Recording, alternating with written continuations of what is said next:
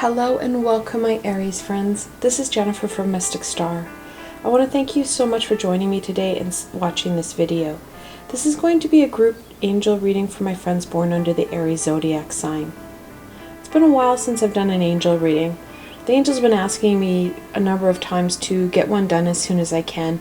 They've got a lot of information to share, and they know that a lot of you are not able to access the messages that they're sending me personally. I am kind of thinking that I might make angel readings a monthly event for myself. Let me know what you think below. Would this be something you guys would be interested in? The deck I chose for this reading, of course, would be the Angel Tarot. It was created by Jane Wallace. I'll be ending the session off with a blessing from the Angel Inspiration deck created by Kim Dreyer. Like always, I will have links below to both these angel-tastic decks, so should they speak to you, you can go check them out for yourselves.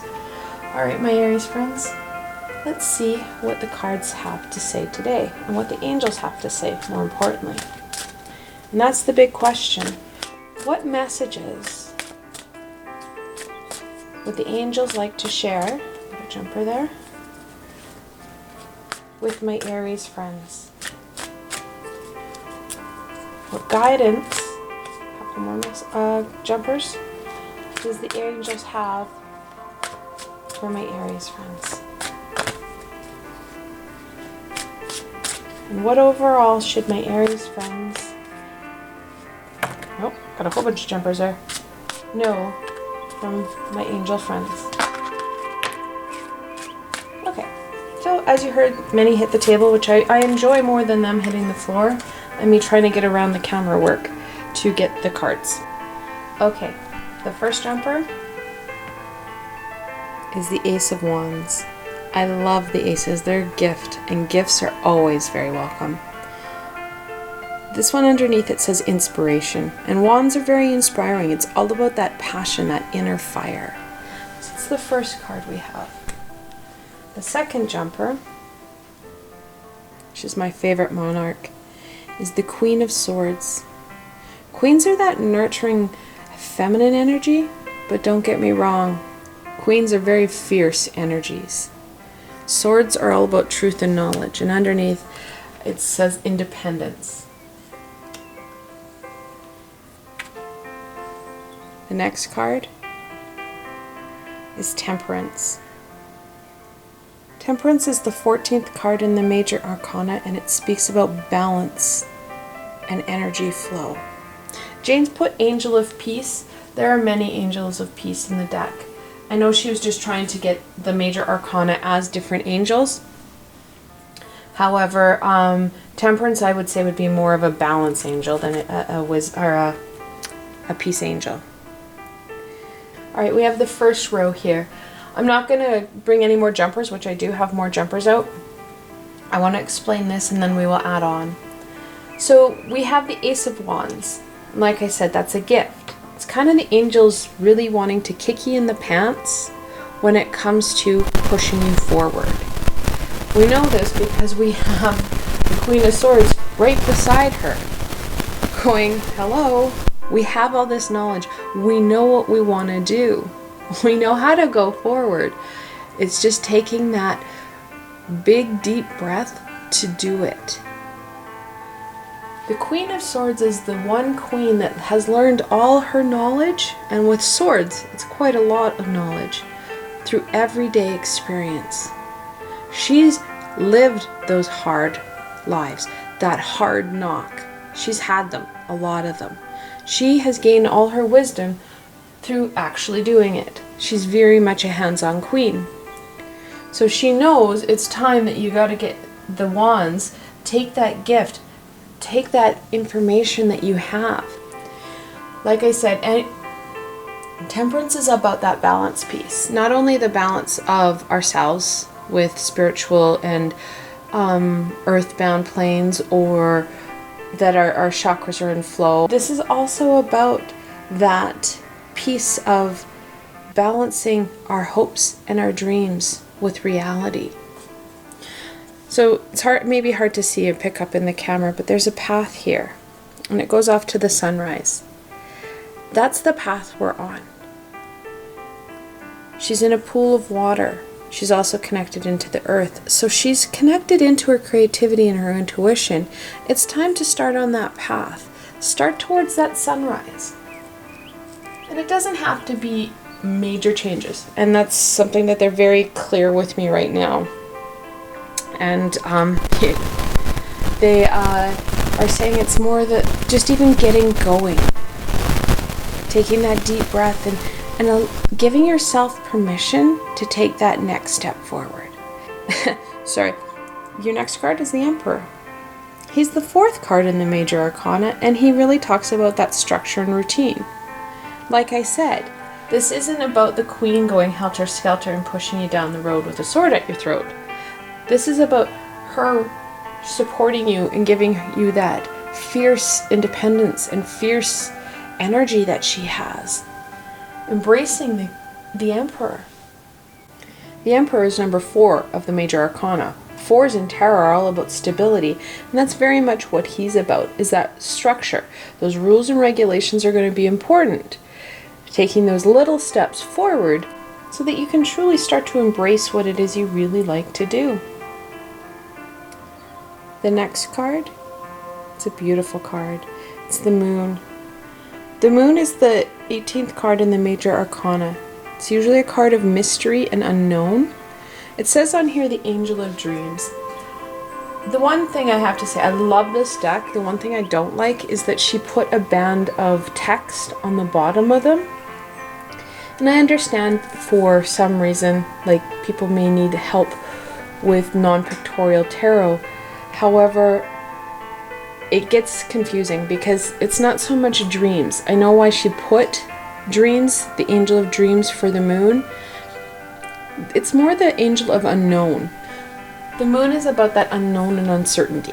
And this journey does bring those feelings of anxiety around what we don't know. The Moon is a gatekeeper though. The Major Arcana has many of them. They're the ones with the pillars on them. Ones like the High Priestess, Judgment, the Hierophant. There's a lot of them. The Gatekeeper here. There is water. There's lots of intuition. When we sleep, and Jane was right, the Moon is generally when the majority of us sleep.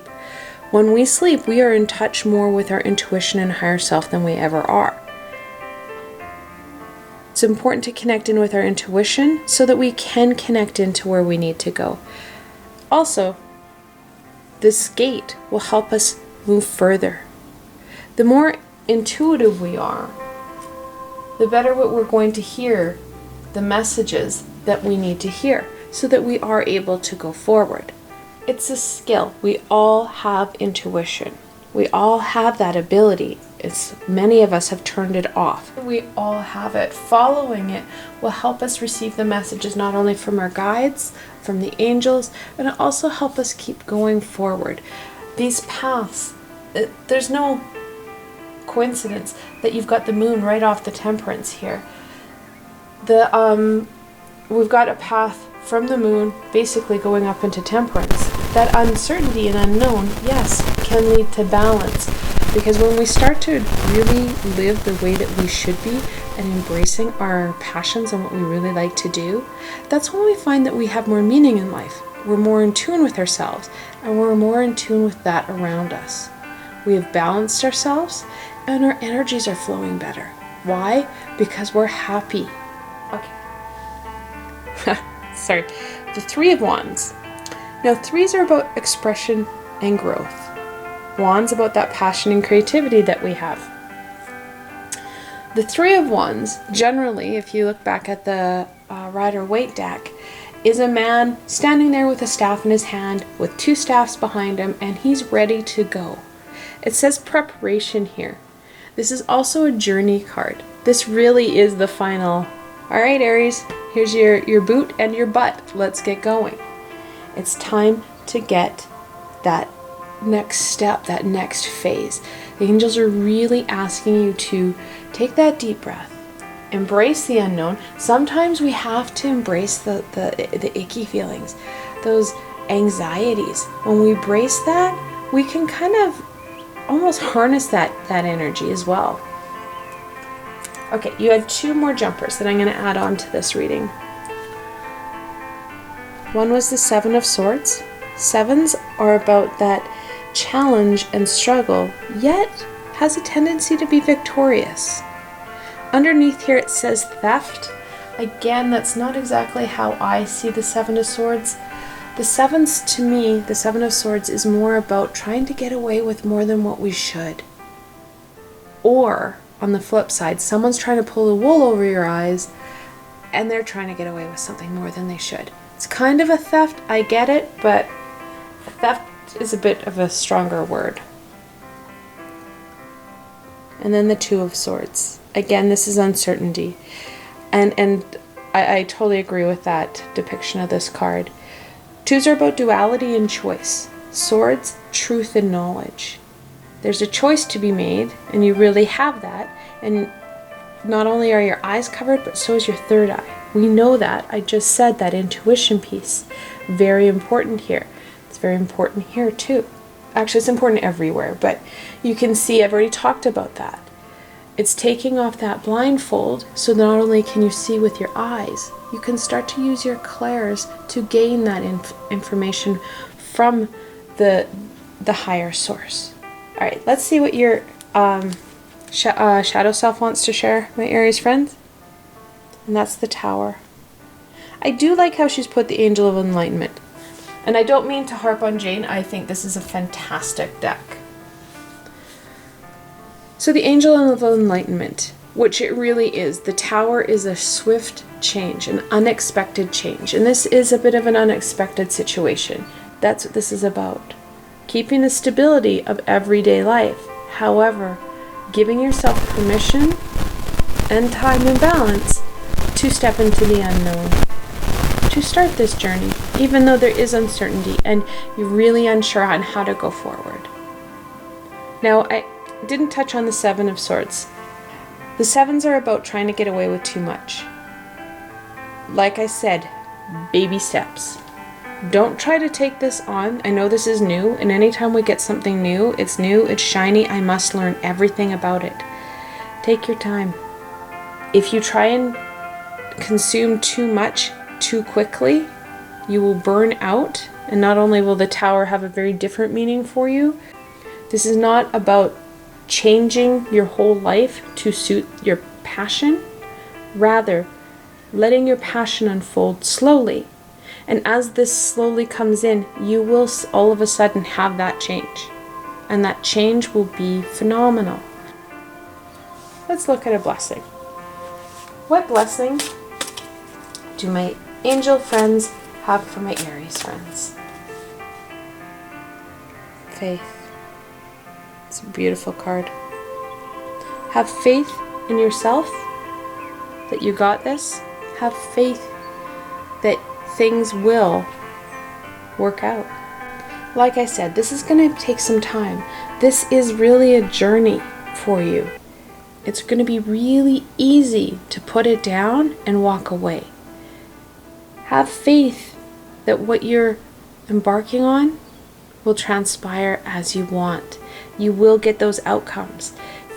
Okay, for those who wish, you can pause the video here and reflect on the cards. This is a group reading, however, I drew these cards especially for my Aries friends. What further information do they share with you? Like I said, this is a group reading. For those who were looking for a more personal or specific reading, you can follow the link below and schedule a private reading with myself. That said, I hope you found this video helpful and fun, and that you were able to gain more insight into what the angels want to share with you. I want to thank you so much for spending time with me again today and watching this video. I will continue to create more videos for my Zodiac friends in the upcoming weeks. If you have any suggestions or comments, please leave them below. I'm always up for feedback from my friends. Also, if you like this video, please remember to give it a thumbs up and don't forget to subscribe to my channel for the latest content. You never know where I'm going to go next, and I'd hate for you to miss a video. Also, if you like this video and want to support me in making more, I have a Patreon page with many tiers and lots of perks. In some of the tiers, the perks are private readings for myself. I've provided a helpful link below, so why not go check it out. Until tomorrow, my Aries friends.